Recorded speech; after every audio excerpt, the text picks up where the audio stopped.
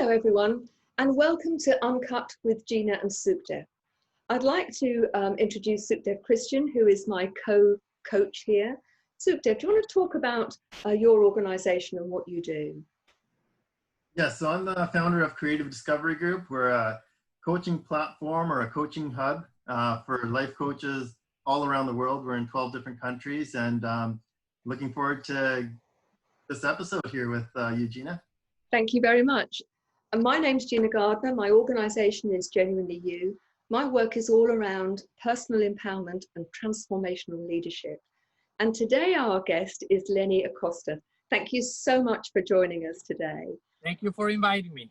It's our pleasure. So what would you like to focus on today? Well, basically on how we tend to self-sabotage. Okay. And most of us do it, but we have our own particular way of doing it. So do you want to describe how you think you self-sabotage, in what context? Well, basically what I found through a lot of insight and all that, I'm an ambitious go-getter, and but I'm also a very, very creative person.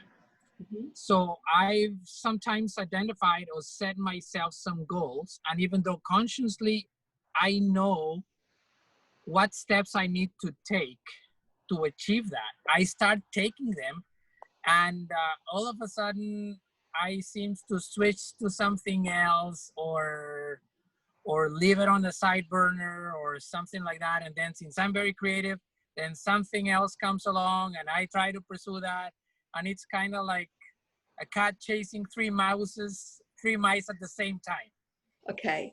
Now, so it's very, very challenging for me, because even though I'm aware of it and I try consciously to get rid of it, I can't. For whatever reason, I keep gravitating back to that kind of behavior that it takes me nowhere. Okay. Now, there could be a number of reasons for this. So let's start to explore. If it feels right, if it resonates, you'll get a sense that, yeah, that could be me. Okay? Uh-huh. And it's possible that it's more than one. But in order to solve the problem, it's really useful to know what's at the heart of the problem. So from my experience with working with clients who have this problem, and you're not alone by any means, there are a number of very common reasons.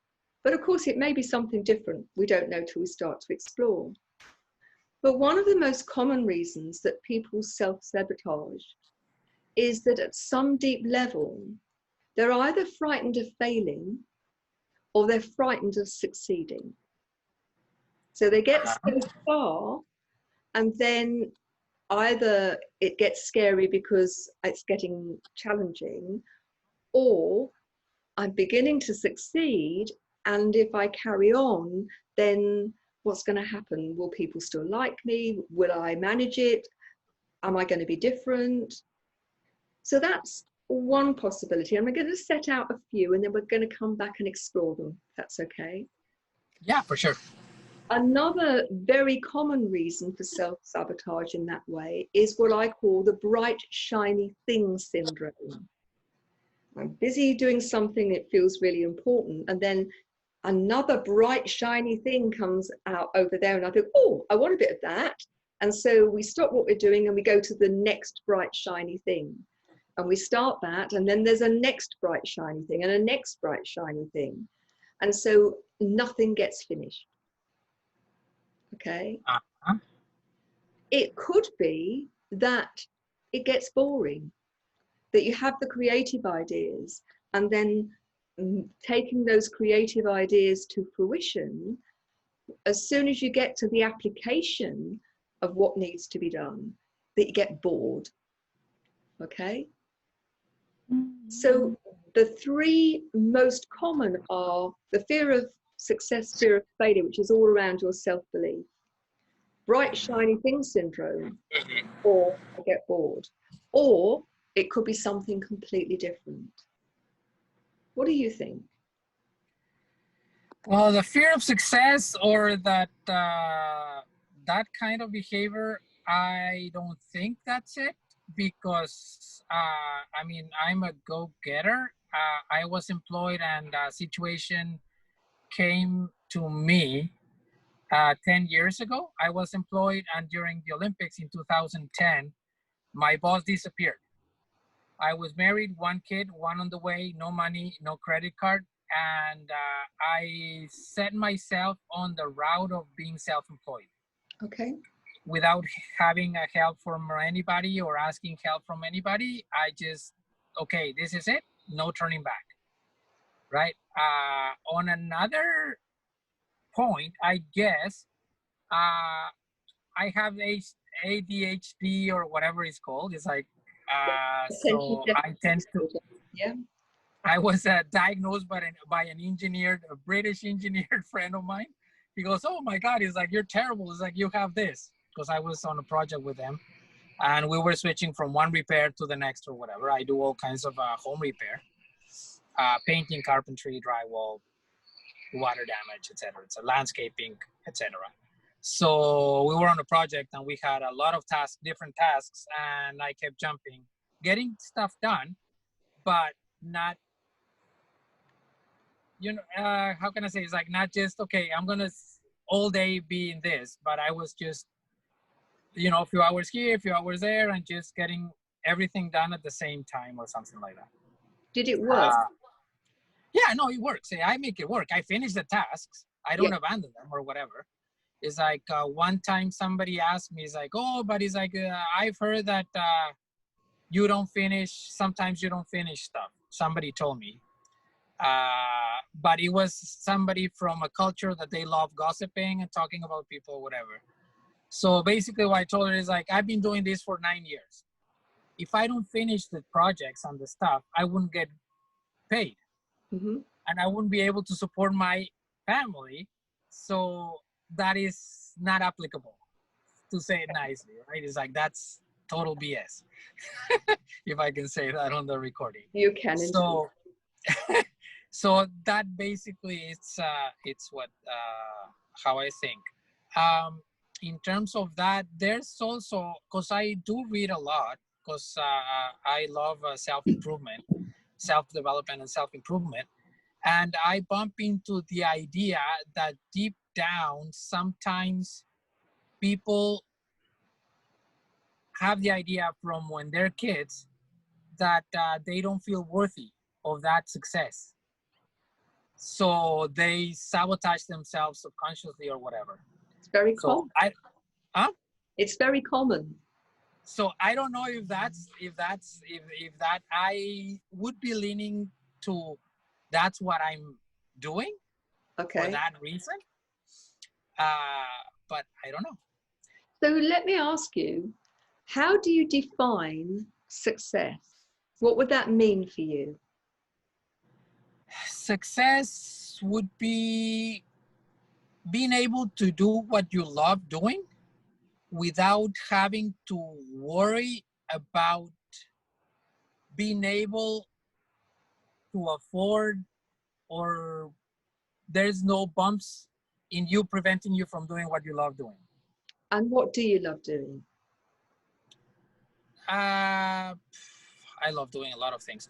But if you ask me how would I feel success, it's getting financial independence, becoming financially independent, and having a good source of income so I can promote the activities and launch the line of products that I want to launch to promote conservation of endangered species and endangered environments, mostly focusing on bringing kids aboard in the conservation efforts.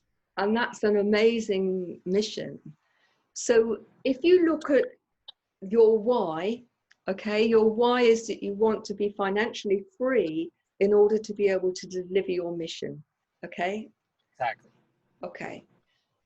So you first said that you want to be able to do what you want to do. Are you able to achieve financial freedom doing something that you really want to do? Or are you doing something because that earns you money at the moment? Well, right now, what I'm doing, the contracting, for example, is because that's what I have to do.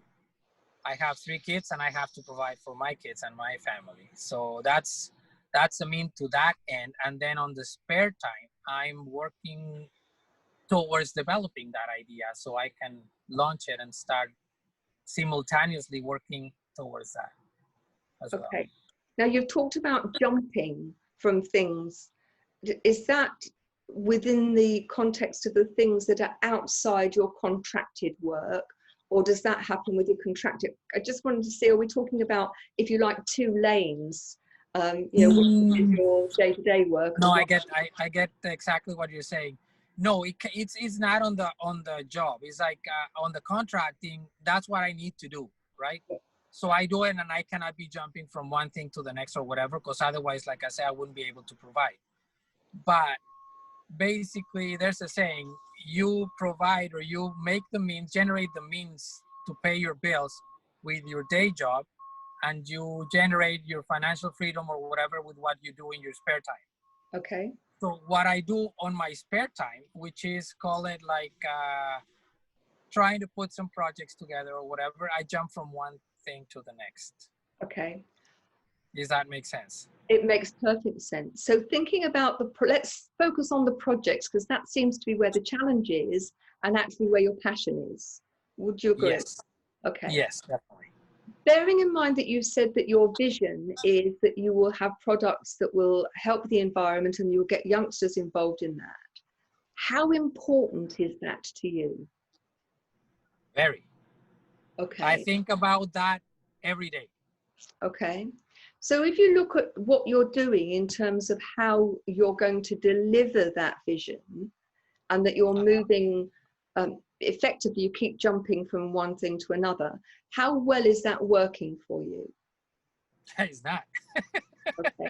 I mean, right now, I just embarked, like, getting some advisors and designers are started to look, how can I say, for products to develop and start developing the brand.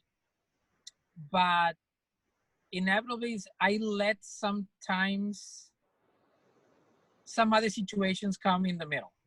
Like, okay, I don't have money. Let's say I find a product, but I don't have the monies to buy the product or request some samples from either China, Sri Lanka, or whatever it comes, or whatever. So I tend to leave it on the back burner, right? And that sometimes becomes like delayed for indefinitely. So it's interesting because at the moment what you're talking about in terms of delay is money. But I suspect that is that the reality, that it's delayed because of purely because of money, or is it delayed because you've gone on to something else? No, I haven't gone to something else. But that's the problem that I think. Sometimes I can use, or I think that subconsciously I'm using the money as an excuse.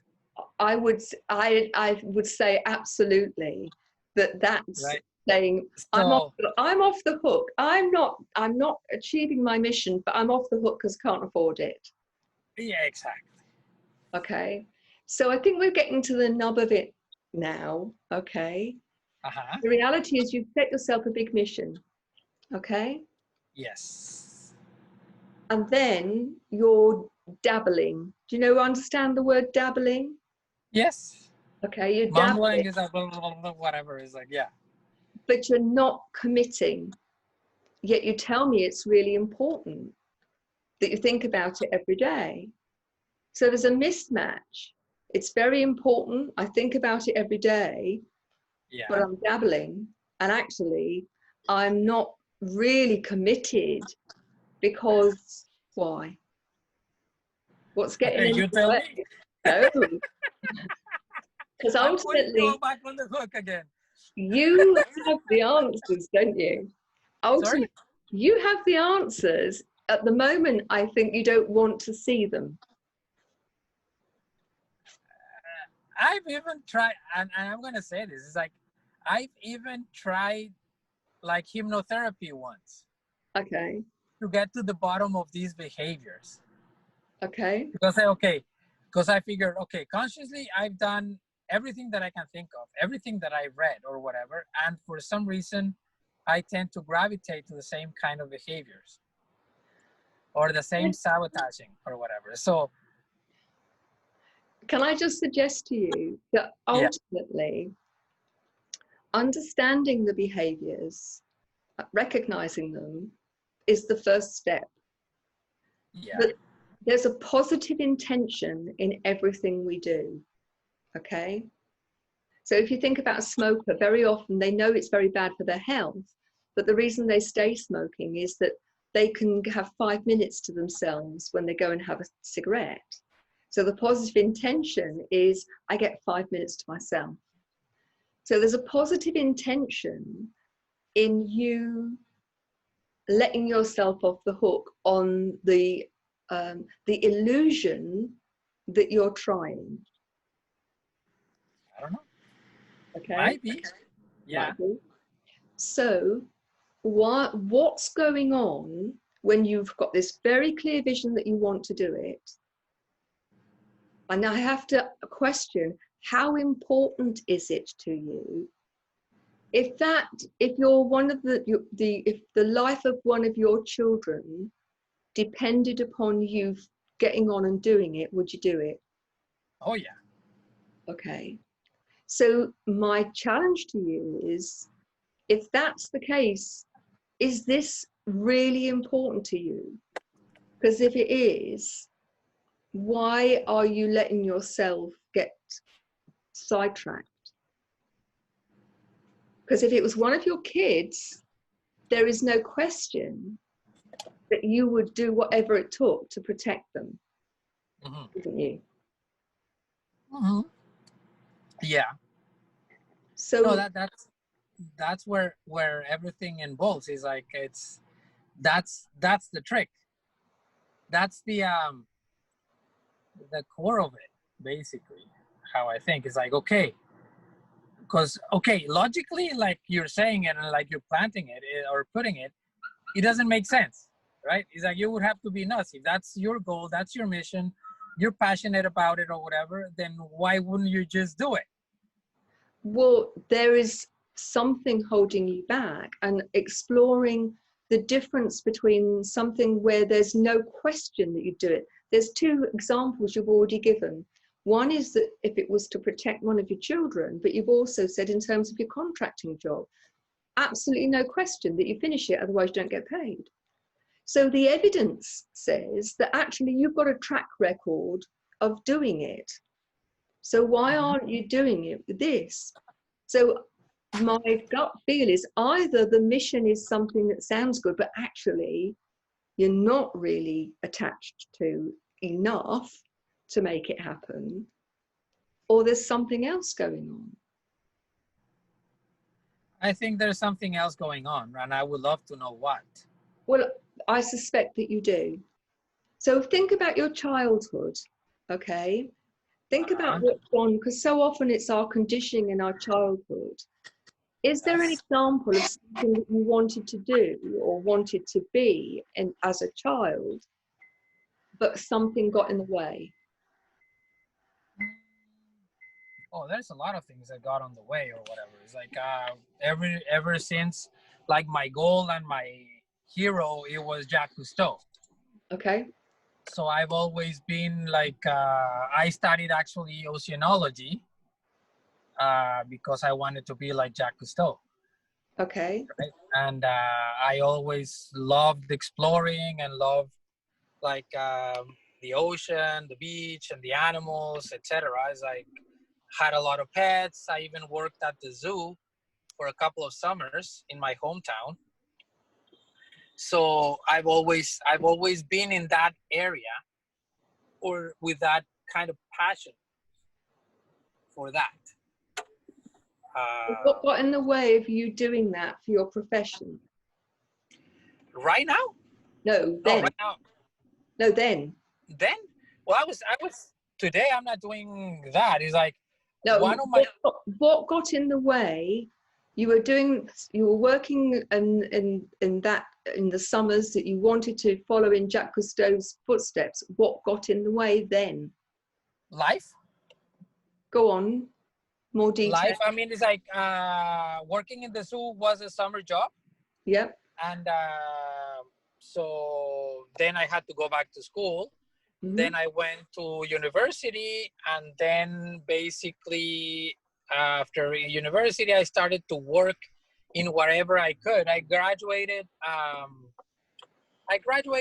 when there was a recession in Mexico. I'm originally from Mexico. Okay. So I got the job that I needed to get, or one of the only ones that I could get, at a bank, because there's some other things personally that are going on. Basically, I felt alone. I had a girlfriend, and for whatever stupid reason, I was very young, but I wanted to get married.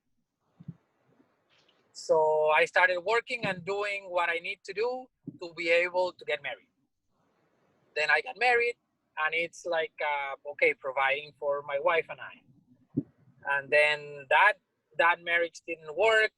So I moved, I lost everything. I had a business with some partners. The partners started doing things wrongly, and I ended up having to get out of the business. So after 1 month after my divorce, I lost the business as well. So moved back in with my parents with a tail between my legs, per se. And then like 2, 3, I got a job, another one in quality control for a processing plant, agricultural business, because that's the job that I could get, that it was along one of the specialties of my career. And then it's when I moved here to Canada. Then I worked at a wood shop it's always been another of my passions, woodworking. And I loved it so much that I ended up staying there for like 7 to 8 years. I volunteered at the aquarium because when I first moved in, because I wanted to get to work there, but that didn't work out because of politics and racism, etc. So and then I got married again, and there we go back again on the treadmill. What strikes me is that there appears to be a link between you attempting to live your dream and things going wrong. The time when you were wanting to live your dream, there's no jobs, relationship breakup, partners behaving badly. I just wonder, and it's what I call a gut dump. All right, a gut dump is just a message that sort of comes through, and it may not. I want you to think about it, not just now, but after, in time to come. Is I wonder if there is a link between, at a subconscious level, between things going wrong and you living your dream. I don't deserve to live my dream. As soon as I try to do that, things go wrong. I'm treated badly. Relationships break down, whether they're professional or not. And because I think the sabotage comes from fear at some level. I don't know. Probably. I'm just asking you to think about it, not just now, but moving forward. And then part of that is uncoupling. If this is a dream that is really strong, it doesn't mean that bad things are going to happen. I heard a conference from Life Empowerment Big Personality or whatever that I read or heard a few weeks ago. And I heard something that I've never heard before. And I think that it struck a chord, let's say, in my head. That she's saying that sometimes when people tend to sabotage themselves and all that, is because deep down at a subconscious level, we think that we're not worthy. I couldn't agree with you more. And if that behaviors usually comes from early childhood, like before 6 or 8 years old. It certainly comes from childhood, but it can also be impacted by what happens to us as we get older, because we think we're not worthy, and then life happens and we think, yeah, look, that proves I'm not worthy. Oh, and that proves I'm not worthy. But actually, that's a belief that's no more real than reading a fairy story to your children. Exactly. So it's time to install a different belief. And the different belief is, I have a mission that's really important to me and to the world. And actually, if I gave that the same importance in terms of wanting to achieve it as I do to providing for my family, of course that comes first, but I gave it that status, and I gave it the same energy and the same commitment and the same skill set. I know I will protect my family. I am worthy, and I can protect and achieve my goal, which has a much bigger importance than just me. And that's a mind shift. And it doesn't have to take a long time. It can be like that.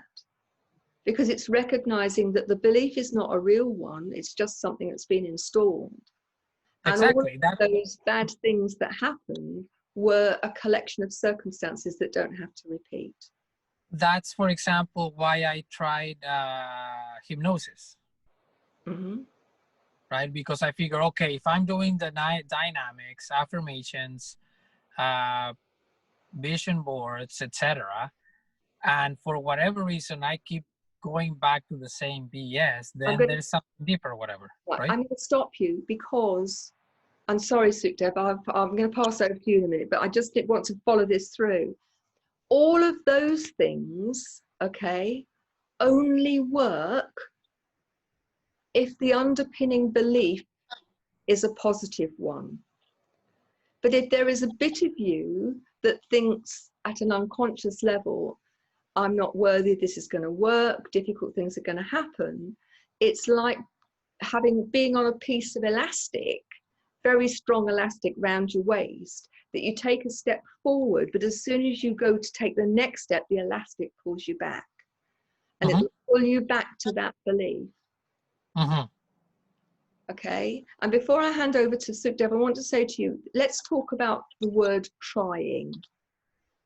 Okay. Okay. If you try to move something, okay, here you are, here's my glass. Okay, I try to move it, okay. The moment I go into movement, it's not trying, it's doing. Okay? Right. I agree. So don't get stuck in the quicksand of trying. Do it or don't do it. That's your choice. But it lets you off the hook. It puts you in the position of being a victim when you get stuck in, I've tried vision boards and I've tried affirmations and I've tried to. Actually, you're going through the motions and it's at head level, but not at heart level. At heart level, you are, I believe, you use the word BS. I think that you're BSing yourself, okay? And the only thing that's getting in the way of you achieving your goal is that you keep letting yourself off the hook. Probably. In a way that you Most would likely not do if this was one of your children. And I'm suggesting to you that if it's that important, on a scale of 1 to 10, 10 is it's incredibly important to me, I'm determined to do it. And 1 is, I don't care. Where are you about this mission? I mean, consciously, I can tell you that this is what I want the most. So I could tell you 9 or 10, but I'm not there. No, that's because I'm not doing it. I'm sabotaging. No. There's a very big difference between what you're doing and what is really important to you. Lenny, you've disappeared. Okay. Where's he gone? Now, this is all about live.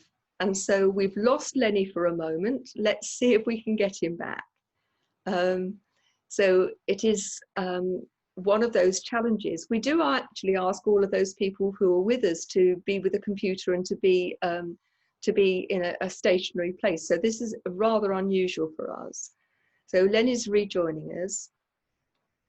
It's taking him in a minute or two. And it's always at a really critical time. There he is, he's back. You've got your microphone on. Can you unmute yourself, please? Yes, sorry, it's like connection got lost. At a very technical difficulties. a very critical point. So the question, and this is really pivotal. The question was about how determined are you? How important is this to you? 10 out of 10 is that this is my life mission and nothing is going to get in the way. And 1 is I don't care. No, I would say 10. But if it was really 10, I would be not sabotaging or not stopping to do or not doing what I'm doing. So that's my point, is your BS is that you are trying to convince yourself that it's that important, okay? But actually, if it was that important to you, and I believe that you believe it's that important, but if it was one of your kids and they were in danger, it wouldn't matter how many difficulties there were, you would sort it. Mm-hmm. So either this isn't as important as you think, it's a nice dream, but it's just a dream and you're quite happy to let it go. Or it's time to recognize that if it is that important, then you have to then just choose to use the same approach as you would for defending and looking after one of your children. And I think that's a very valuable key of advice, that to use it like that, to do that correlation, because like I said, it's like definitely I would do anything to protect my kids. Absolutely. So why am not doing that to pursue this that I really want? So either it's not that important, or in the nicest possible way, you're BSing yourself about all of these excuses that get in your way that are just an excuse for you to not have to take responsibility for achieving it. Probably. So choice is yours. Yeah, it always is. It is. But that's the trick. But recognizing that if you want to make this happen, it has to be as important as your children in terms of the way in which you operate. Sukhdev, I'm going to hand over to you and then we'll come back if there's time. Okay. So quick question was in the importance of this. You said something there for a minute. I'm trying to remember what it was. Oh, yes. So you're talking about how it's a 10 and like, do you have a schedule? Do you have it scheduled anywhere? Do you have it written down like in goals or like on by certain date or certain year or anything like that you're going to achieve these goals?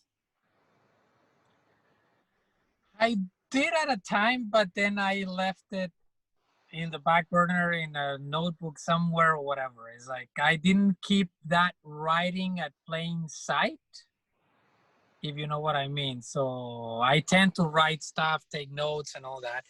But I think that I must have left that in one of the notes in a drawer in a notebook somewhere. Okay. So did that expire? Some of the deadlines or the goal dates that I have set, yeah, definitely expired. Okay. And you have a vision board now, right? I have a few pictures, not as a vision board, as a collage of things or whatever. But no, I decided, and like I said, it's like on the past few weeks, I've been working a lot on myself, and I just basically don't want a collage, but I'm just going to be kind of like, or I try to be kind of like a laser focus. Yeah. Just focus on one thing at a time or whatever, and there's like little steps or little achievable goals instead of like, you know, having a collage of things. Yeah. So when you're setting these goals, like all these little the courses and everything that you do and the coaching you do and all the stuff that you're doing, have it all to go towards that one result, which is your main goal. So set a date on it and keep it somewhere. I know you think about it every day. You said that, right? So you think about Yes. it, but without a specific date, there's no plan. You got to put a plan in action, and then all these courses and all the coaching and everything, all the spare money and all the stuff that you're going to gather, have your plan to have your ultimate dream come true. So always be working towards it. You know what I mean? Does that make sense? Yeah, totally. Yeah, because human beings, we recognize patterns because that's why people like once a routine is thrown off, like from a car accident and you're used to going to the gym or going to work and stuff, and all of a sudden you've been in a couple car accidents or something, your whole routine's thrown off, and then it kind of you take a dive, right? Because Yeah. we recognize patterns and we like to live with them. So the patterns that you're recognizing right now are marriage. You set your goals, then it's failure. You get screwed over by partners or whatever happens. And then that's a cycle that's been going on for you. So now you're going to create something new and you're going to break that cycle.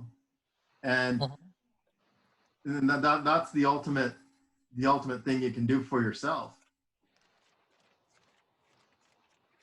Right. No. Yeah, no.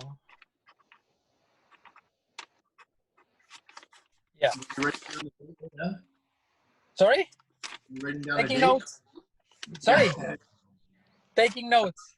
Yeah, good. Taking notes of some key pieces of advice that I've heard today, Well, basically. you're going to have a recording of this, so you'll be able to listen to it. You'll have all of that available to you. Right. No, but I'm a note kind of person. Okay. I like taking notes on stuff that I read, listen to, stuff like that. So, yeah. If you could just break that cycle and the pattern there was, create a new pattern, right? And make the new patterns replace the old patterns that are getting me nowhere near, closer to my promise. Yeah, I think Gina had it right when there's fear. There's a part of it's fear, right? Because cycle you're used to, and that's in our minds because that's all we know. Yeah. You know, so when that's all you've gone through, that's all you're expecting, and then that's the result you end up with. So when now you have that little bit of a fear because you don't want to go through that again. So now it's time to break the cycle, set that goal. Everything that you're doing, work towards your goal. Write down a date, put an action plan together, and instead of just having it in your mind, thinking about it every day, write it down, and build a vision board so you see it. And then every little step that you take towards it, celebrate all the little wins, and then you're gonna build those endorphins, and the dopamine system is gonna start activating, and you're gonna feel really good about it, and then you're gonna want to do more. And then now it's an action, it's happening, and then you're gonna achieve it. It's really important to give yourself manageable chunks where you can have some success, isn't it? It's the small steps consistently taken rather than the grand gestures that then just fall off the cliff. Yeah. Right. Yeah, and makes sense. Quite useful to start at your end goal and plan backwards rather than planning from where you are now. What needs to be in place in order for you to get to your goal, and create a strategic plan. Something you do for your projects, you'll do unconsciously, won't you, when you're going in to do. Yes, totally. So you have the skill set, transfer that into this project, your life project, your life legacy. Right. Let me ask you, you're modeling for your children a way to be. They are watching you, listening to you. Yeah. What example do you want to be setting your children? The big talk about the big dream that never comes off. No, because a lot of the stuff, for example, in terms of my big dreams, they don't know about it. Yes. Right? It's like the projects that I do at home, or the projects or the activities that I do with them. For example, I have some stuff that I used to do or not do with my parents. That I'm very aware of the stuff that I needed to change from my parents' behaviors as a parent. That I wouldn't want to make the same mistakes with my kids that they did per se or whatever with me. Or things that I would like to do different. They're not mistakes. Everybody does how they raise or what they think is the best, right? So I'm very aware of that, and I do it. I try to spend as much time as possible. Like this summer of the pandemic, I said, it's like, okay, this summer I told them it's going to be all about experiences, having like an amazing adventures and stuff like that or whatever. So I took my kids kayaking. I took my kids on a tour to watch the orcas and stuff like that. Things that I know that they can become memorable and unforgettable for them. Stuff that I wish that I would have done with my dad, for example, right? So my challenge to you, it's your dream, okay, which is really important, which is about getting children involved in the environment, of saving the environment, saving animals. Get your children involved. Let them share your dream and let them be those that will hold you accountable, because you've told them that that's what you're going to do, and you keep your word to your children. And if you involve them in this, not only will you be doing that and demonstrating that you are a man of your word and that you have this big mission, but it's something very special for them to share with you as they grow up. Oh yeah, that's my dream. I get him involved a little bit because right now I'm pushing forward on this project. So I've been pushing forward, for example, my oldest girl, that it's 11, that she's kind of like an artist. So I have her drawing some stuff that I want to mass produce to get funds to keep going and launch this, right? So I've been doing this. I started redoing or retaking this lately. Yes, for sure. Trying to get them involved. But you've not given them the commitment that you are going to do certain things. You are getting them involved, but in a way that does not tie you to the commitment. Oh no, it's tricky. It's a tricky point, definitely. Okay. But yeah. I think that if your oldest daughter's 11, children of 11 have a very, very strong sense of what's right in the world. Oh, yeah. And if you share your vision with her and say, I want you to help me, I want you to hold me accountable,